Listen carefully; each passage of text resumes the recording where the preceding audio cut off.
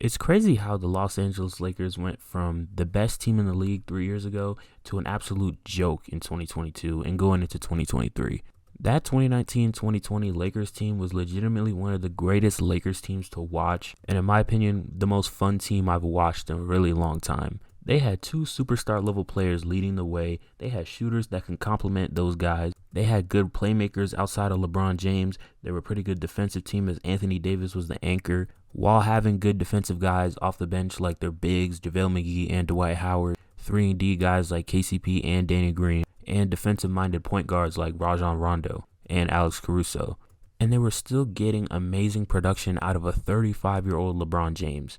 And even though they weren't even the favorites to make it out the Western Conference, on paper they were pretty neck and neck with the Clippers. And me personally, outside of picking my team, the Milwaukee Bucks, the Lakers were my finals favorite.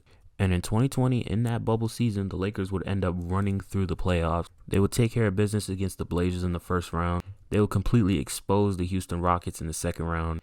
They would have a really good series with the Nuggets, which was better than I thought it was going to be. But LeBron would end up icing that in 6 games. And they would just completely outclass the Miami Heat. And to me, I loved the fact that the Lakers won that year, because they were clearly just the best overall talented team from top to bottom. But in that 2020 offseason, they would make some extremely questionable moves, which people would rightfully ignore because they won. But in hindsight, it kind of planted the seeds for their inevitable downfall. The main move that they made that really didn't make sense was adding Dennis Schroeder. And they really only got him because he was on an expiring deal. Schroeder was another shot creator who's going to dominate the ball, which was something that the Lakers didn't even need. If anything, the Lakers should have went out and got a guy who can play make, mainly because of the fact that LeBron is getting older and you want him to work less and less for his points. They would also let Dwight Howard walk and replace him with Andre Drummond and Marc Gasol. Addressing the Drummond acquisition first, this was easily one of the worst acquisitions they could have made, because Drummond's only positive on the basketball floor is that he can rebound. He's an atrocious defender. He doesn't really do much for you offensively in terms of scoring the ball. And when Drummond was on the floor, the Lakers were significantly worse on both sides of the ball. And Gasol wasn't that much better either. He provided some floor spacing, but it didn't really add much as he was kind of given those shots. And he was also a shell of himself as a defensive player, as teams would routinely pick him out and take advantage of him on defense. Essentially, the 2021 season was just kind of the Lakers losing their identity as a team. AD and LeBron would miss significant time in the regular season, and this would push the Lakers all the way down to the play-in spot at the 7th seed, which ruined any sort of hope of contention for the Lakers that year, and they would end up getting bounced out in the first round by the Phoenix Suns. Now that it's the offseason, if you were to put yourself in Rob Pelinka's shoes, right? If you want to get back to championship contention, are you going to A, bring back all the necessary pieces that you need to rebuild that 2020 team? Or are you going to trade for a third star who doesn't really fit your offense and is a defensive liability? I bet y'all already know where this is going. The Russell Westbrook trade is genuinely one of the worst trades that's happened in recent memory. I can't even begin to explain how bad this trade was. On the surface, it kind of makes sense because trading for Russ sounds reasonable when you're giving up KCP, Kuzma, and some picks. But when you're looking at the optics of the trade, looking at Russell Westbrook's stats from that previous year, and put in the context that he was playing a 1A, 1B kind of situation in Washington that year, and he was also dominating the ball. So he's going from that to playing with LeBron and AD and having to fit with them. Especially when you know the fact that LeBron and AD operate best when they have three-point shooters around them. What sense does it make to get a guy who not only can't shoot threes, but takes them knowing he can't shoot them, and is one of the worst spot-up shooters in the league? And the craziest part is they had a deal set up for Buddy Hield, who would have fit perfectly with this Lakers team. Or hell, they could have gotten their hands on DeMar DeRozan, who would have been a way better fit next to LeBron and AD than Russ. Because at least with DeRozan, he's proven that he can knock threes down. It's just that he doesn't take them like that. And some of y'all might say, well, Russ could have ran with the second unit, and if LeBron and AD are injured or if they're not in the game, he can keep them in the game. Yeah, that's another thing that DeMar DeRozan could have easily done for you, number one. And number two, even when Russ was by himself, when he was the number one option, when LeBron and AD were missing games, he was still playing like ass. I feel like Russ's situation in OKC, Houston, and Washington was such an easy way for him to hide his flaws, because we know Russell Westbrook as a number one option is going to handle the ball and dominate the ball. His usage rate is going to be high. And we even saw it in Houston. For the beginning of the entire 2019-20 season, Russell Westbrook was struggling. It wasn't until the Rockets put the ball in his hands and took it out of James Harden's hands that he started to have some type of success with the team.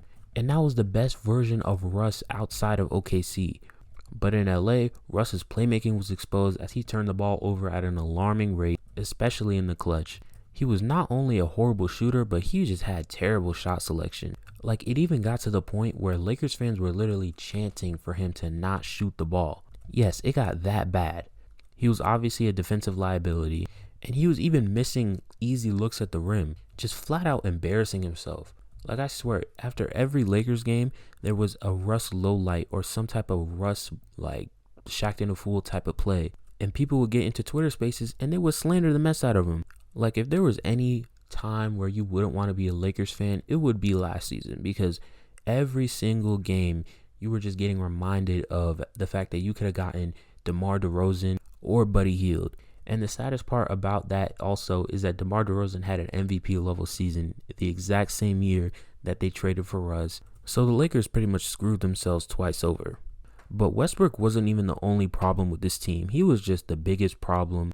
Like, one of the main problems with this team as a whole is that everybody was either a horrible to average shooter outside of like 2 to 3 players.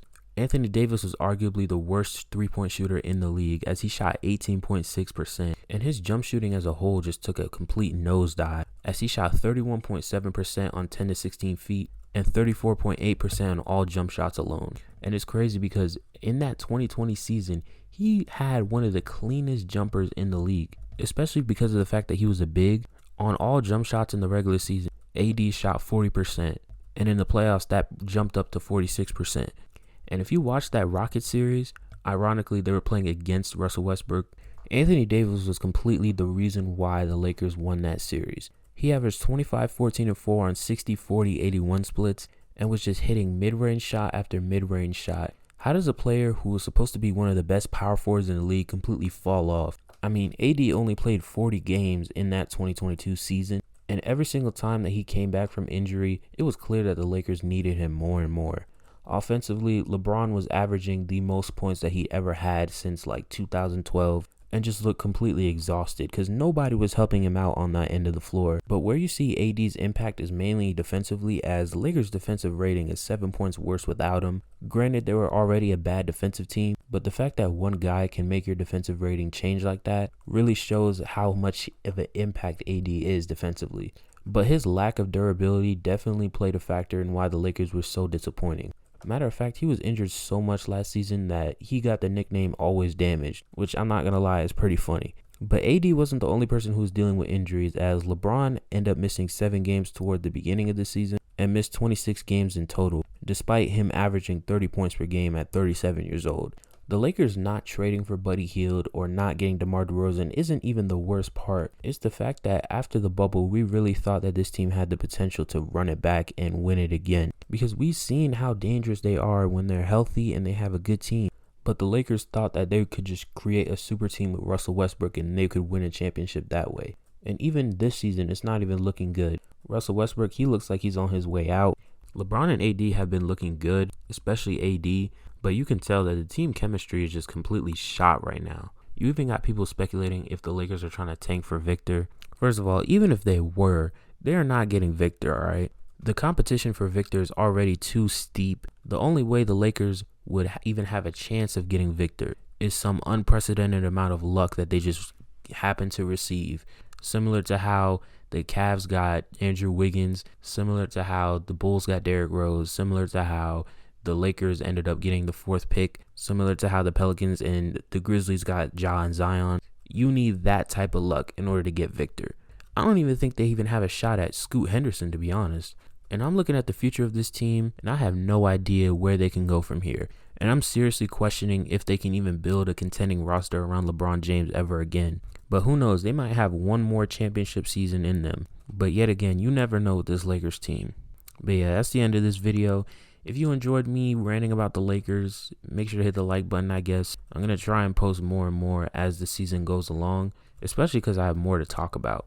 But yeah, if you like this video, make sure to hit the like button. If you want more videos like this, subscribe. And that's it for this video.